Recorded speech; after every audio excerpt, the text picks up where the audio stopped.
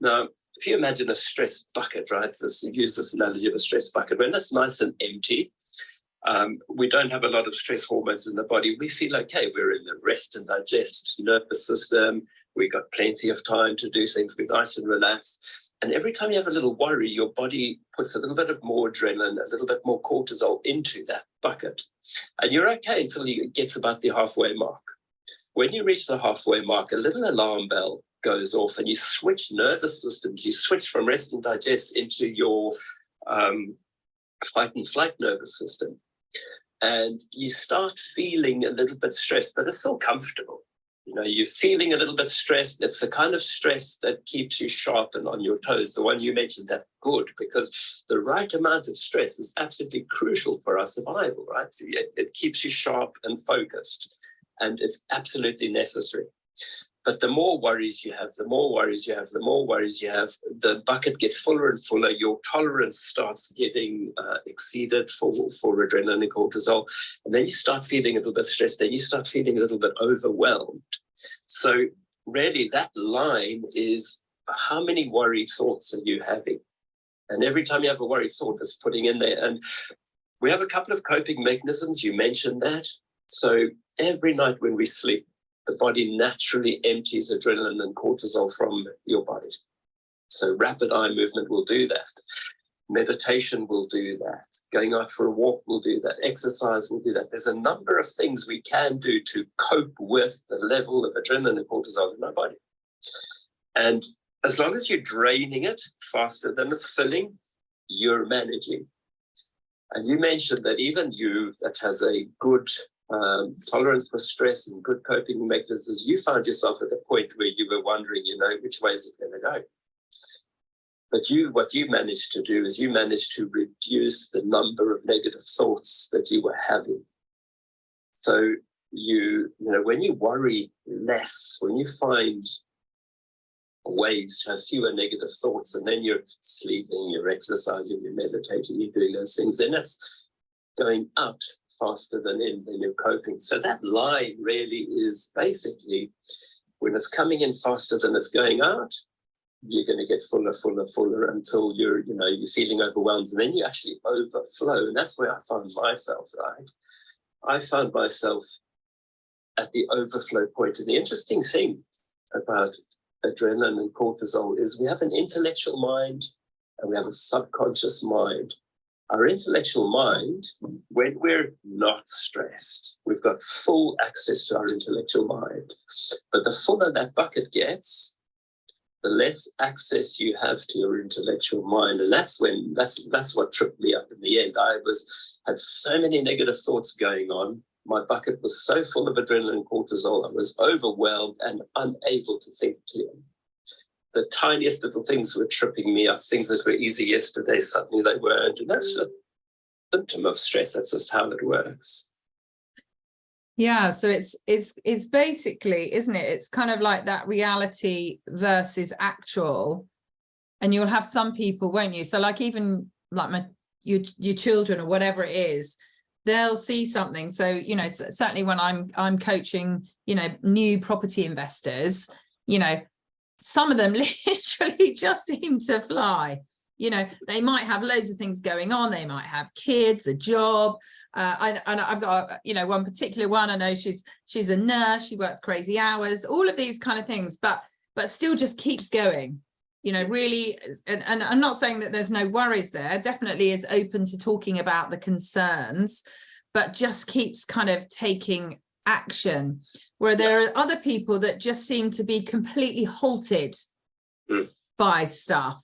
And also it's kind of like when you're talking to people, for some, I might make some recommendations of, so I talk about hacks. So recently I've been talking about, rent to rent hacks.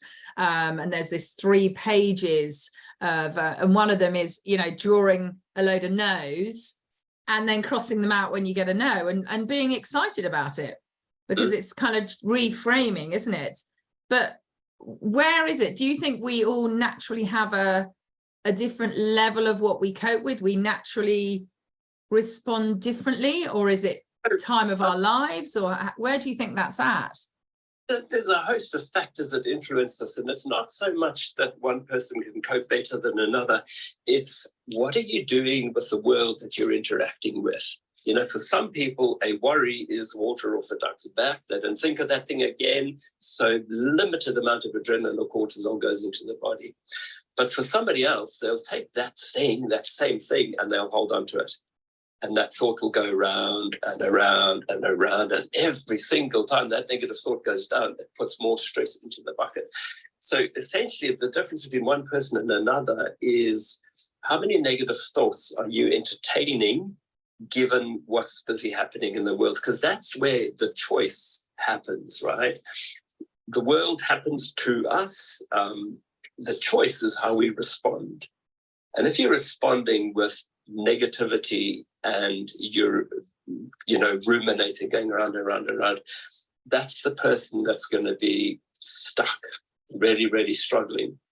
Whereas your nurse, who's got this busy, busy life and she just gets on with it, the world happens to her and she chooses to reframe, probably, so that that negative thing doesn't look so negative. She might, one typical really good technique is to look for the silver lining when life happens. And if you're looking for the silver lining and you acknowledge, look, this is pretty rough, this situation, and this is hard to cope with, but here's the silver lining. Let me acknowledge the situation, but let me focus on the silver lining. And then you're reframing that. And do you think that, so part of it, so obviously is, for some it's a reality, for some it's just thought process, maybe even passing thought process, and for other it's natural.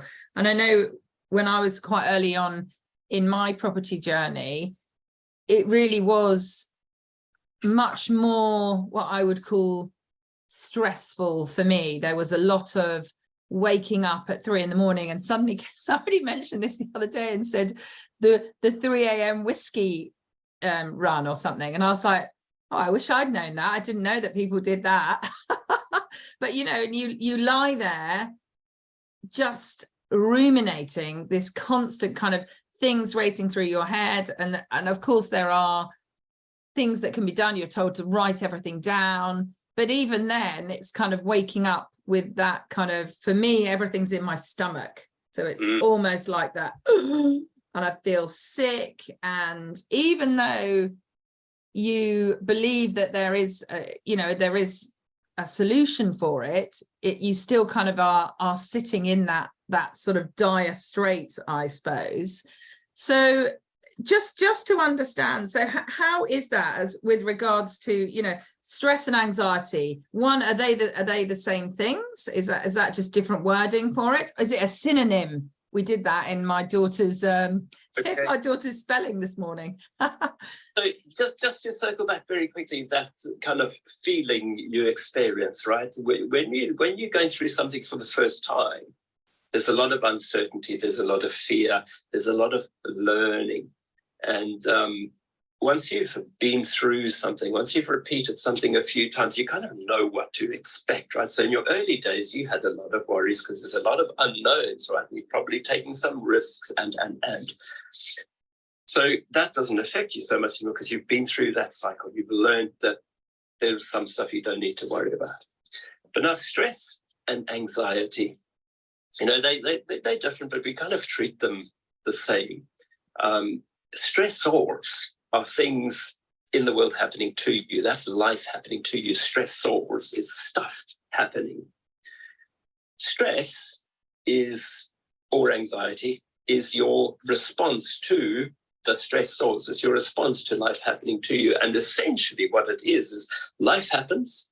You think something negative, you feel something negative, that feeling triggers stress hormones to be produced. And that's the moment that you feel stressed. And it might feel nice and sharp, you're focused, or it might be stressed or overwhelmed or overflowing, depends on how much there is. But really that feeling of stress that we have, that's what the adrenaline and cortisol hormones feel like.